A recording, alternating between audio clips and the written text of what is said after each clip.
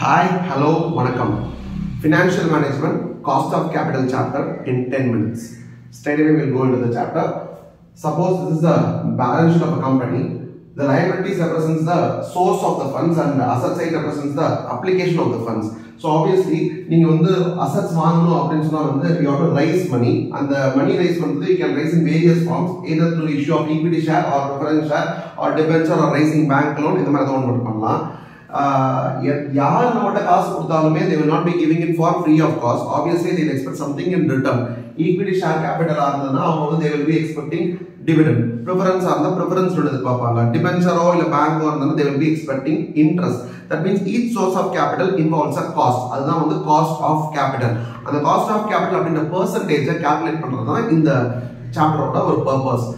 That's the calculate already preference share capital 12% preference share debenture 10% interest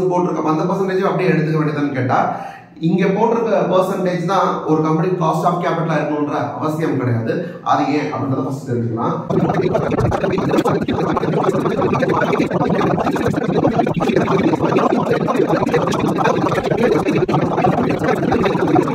KP cost of a preference share is equal to என்ன ஃபார்முலானா preference dividend by net proceeds.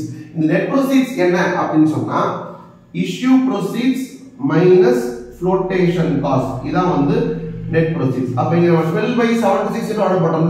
12 stands for preference dividend and the 76 stands for net proceeds. So, PD by NP. The into 100 is mostly avoid in the sense that if you bottom line into 100 bottom per cent. Cent is cent represents 100. So, into 100 per 100 okay. So, formula will report the step into 100 same. But this is irredeemable. Redeemable formula. KP is equal to redeemable preference to cost. ஆனால் அது மட்டுமே காசு கிடையாது. ஏன்னா issue பண்ணும்போது ஒரு காசு எனக்கு உள்ள வந்திருக்கும், ரிடீம் பண்ணும்போது ஒரு காசு வெளியே போகும். அந்த வெளியே போற காசு பேர் ரிடம்ஷன் வேல்யூ. அதையும் ஐ ஹேவ் டு கன்சிடர். ஏன்னா 100 ரூபாய்க்கு நான் ஷேர் இஷ்யூ பண்ணிட்டு ரிடீம் பண்ணும்போது 100 ரூபாய்க்கே ரிடீம் பண்ணனும்னா பரவாயில்லை. ஆனா நான் 100 ரூபாய்க்கு இஷ்யூ பண்ணும்போது யாரும் வாங்கல, 8 ரூபீஸ் தான் கொடுத்தீங்க. அதுல வேற 4 ரூபாய் கொட்டேஷன் காசு பிடிக்கிட்டானுங்க. அப்பனா 76 ரூபீஸ் தான் எனக்கு வந்திருக்கு. 76 ரூபீஸ் வாங்கிட்டு நான் ரிடீம் பண்ணும்போது 100 ரூபாய் ரெடி பண்ணனும்னு வெச்சுக்கோங்களேன். 100க்கும் 76க்கும் டிஃபரன்ஸ் 24 இருக்கு. But this is for 6 years. therefore 24 by 6 னு போடும்போது 4 rupees வருது. இந்த 4 ஐயும் நான் காஸ்டா கன்சிடர் பண்ணனும்னு சொல்றேன். அப்பனா பாருங்க என்ன பண்ணனும், 25 is redemption value minus net proceeds. So redemption value minus net proceeds எத்தனை வருஷம் 6 years இருக்குல, 6 is number of years, அதனால n. இதுதான் என் காஸ்ட். நியூமரேட்டர் இது மட்டும் இருக்கா, இவ்வளவு இருக்கா, ரெண்டு காஸ்ட் இருக்கு. டிவைடட்ல ஆக்சுவலா யோசிச்சு பார்த்தா நெட் ப்ரோசீட்ஸ் மட்டும் தான் வரணும். ஆனா நான் என்ன சொல்றேன்னா நமக்கு இந்த கேபிட்டல் கான்செப்ட் மாதிரி ஓபனிங் கேபிட்டல் க்ளோசிங் கேபிட்டல் வேற வேறையா இருந்துன்னு சொன்னா அதை நம்ம ஆவரேஜ் எடுத்து பண்ணுவோம்ல. ஓபனிங் கேபிட்டல் இருக்கு, க்ளோசிங் கேபிட்டல் இருக்கு, வேற வேற நம்பரா இருக்கு. அப்ப profit earn during the year எந்த கேபிட்டல் வச்சு கேட்கும்போது opening plus closing divide by 2 போட்டு ஆவரேஜ் கேபிட்டல் போடுவோம்ல. அந்த கான்செப்ட் படி net proceeds plus redemption value by 2. ஒரே ஒரு எக்ஸாம் டிப் என்ன சொல்லலாம் அப்படினா இந்த redemption value minus NP இருக்குல, அத நீ ஆர்டர் மாத்தி போட முடியாது. redemption value தான் first minus net proceeds second தான் வரும். ஆனா இதுல ஆர்டர் எப்படி வேணா போடலாம். எனக்கு என்ன பயம்னா நான் NP plus RV எழுதுறத பார்த்து மேலேயும் போய் நீங்க NP minus RV மாத்தி போட்டா பிரச்சனை. அதனால அந்த ஒரு ரீசன்காக மட்டும் என்ன பண்றேன், RV plus NP போடுறேன். பிளஸ் பண்ணும்போது it doesn't matter, எதை ஃபர்ஸ்ட் போற மேட்டர் இல்ல, மைனஸ் பண்ணும்போது it matters. அதனால மேலையும் கீழையும் ஒரே ஆர்டர்ல எழுதிட்டா உங்களுக்கு நல்லது. ரெண்டு ஃபார்முலா இருக்கு. ரெண்டு ஃபார்முலா அக்யூரேட் ஃபார்முலா கிடையாது, இது அப்ராக்ஸிமேஷன் ஃபார்முலா தான். அப்ப அக்யூரேட்டா போறதுனா என்ன பண்றது அப்படினா that for that you need to consider internal rate of return IRR.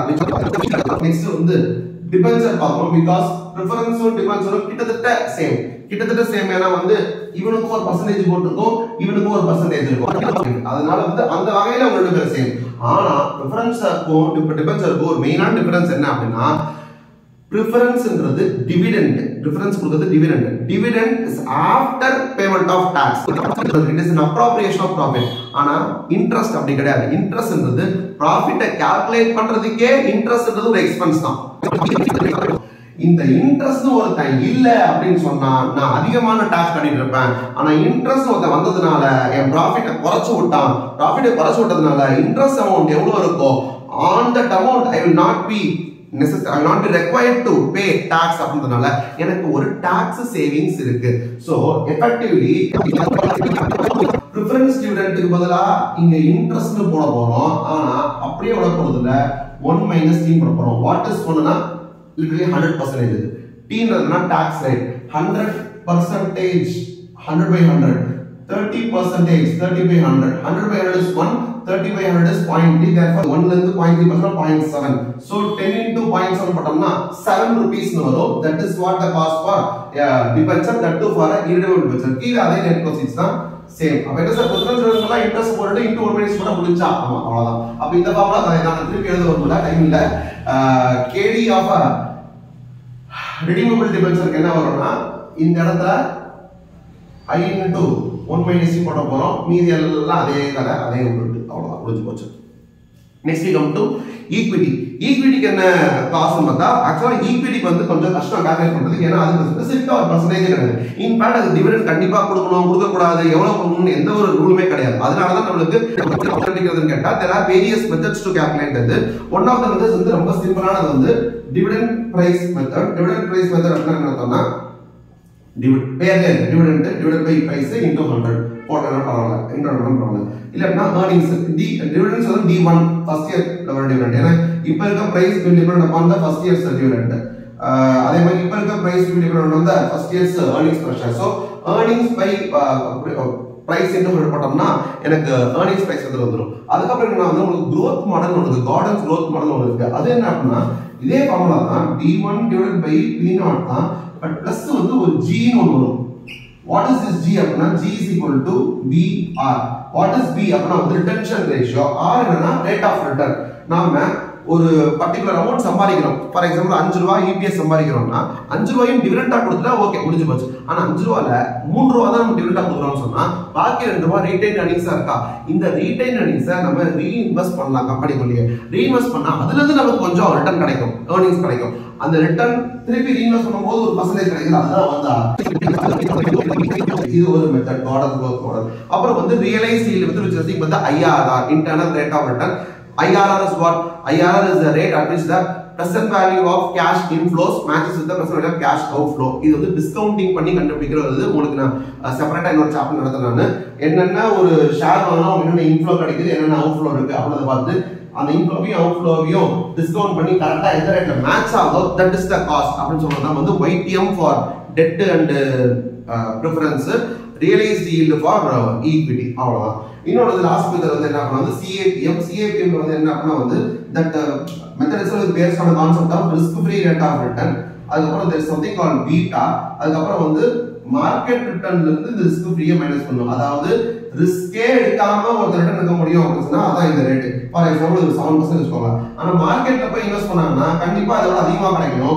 For example 11% வச்சுக்கலாம். அப்பனா ரிஸ்க் எடுக்கிறதுனால மக்களுக்கு எக்ஸ்ட்ரா எவ்வளவு கிடைக்கும்? 4% கிடைக்கும். That is called as risk premium. ஆனா எல்லா கம்பெனிக்கும் வந்து சேம் லெவல் ஆஃப் ரிஸ்க் கிடையாது. அந்த சேம் லெவல் ஆஃப் ரிஸ்க் இல்லாதனால அந்தந்த கம்பெனிக்கு எவ்வளவு ரிஸ்க் இருக்குன்றத போடுறதுக்கு ஒரு கால்குலேஷன் பண்றது தான் வந்து பீட்டா. இந்த பீட்டா என்ன அப்படின்றது வந்து செப்பரேட்டா ஒரு வீடியோ போட்டிருக்கேன். அதை பாருங்க, 1 hour video. Beta is a regression coefficient which is representing the risk of the particular company. That can be 1, 2, 3 or other கம்மியா அப்படி இருக்கலாம். 1 ஆகுதுன்னா மார்க்கெட்டோட ரிஸ்க்கும் கம்பெனி ரிஸ்க்கும் சேமா இருக்கும் அர்த்தம். 2 ஆகுது, 1க்கு மேல இருக்குன்னு சொல்லுவாங்கல, மார்க்கெட்டோட ரிஸ்கா காட்டிலும் இந்த பர்టిక్యులர் கம்பெனி ரிஸ்க் வந்து டபுள் தி டைம் இருக்குன்னு நம்ம அர்த்தம். இப்படி போட்டோம்னா நமக்கு CAPM மாடல்ல வந்துரும். இது எல்லா மாடல்ஸையும் கண்டுபிடிச்சு ரீடைன்ஸ் earnings சொல்றது. ரீடைன் earnings வந்து மோர் ஆர் லெஸ் நமக்கு வந்து KE மாதிரியே வரும். பட் KE யோட அப்படி நிறுத்த மாட்டோம். KR க்கு வந்து லைட்டா ஸ்லைட் டிஃபரன்ஸ் இருக்கும். அதோட காஸ்ட் கொஞ்சம் கம்மி ஃபார் 2 ரீசன்ஸ். என்னன்னா KE ல வந்து இல்லாத ஒரு விஷயம் அங்க என்ன இருக்கும்னா வந்து அது வந்து நமக்கு மக்கள் கிட்ட கொடுத்தனா மக்கள் will be paying the tax. நான் டிவிடெண்டா மக்கள்கிட்ட கொடுத்துட்டேன்னு சொன்னா அந்த டிவிடெண்ட்ல வந்து people have to pay tax. ஆனா அதுவே நான் ரீடைன் பண்ணிட்டேன் அப்படின்னு சொன்னா அந்த டாக்ஸ் அவங்களுக்கு பே பண்ண வேணாம், அந்த டாக்ஸ் அவங்களுக்கு மிச்சமாகுது. அது ஒண்ணு. இன்னொன்னு என்ன அப்படின்னு சொன்னா நான் மக்கள்கிட்ட ஷேர் இஷ்யூ பண்ணி காசு வாங்குறேன்னு சொன்னா எனக்கு வந்து ஃப்ளோட்டேஷன் காஸ்ட் வரும். கரெக்டா?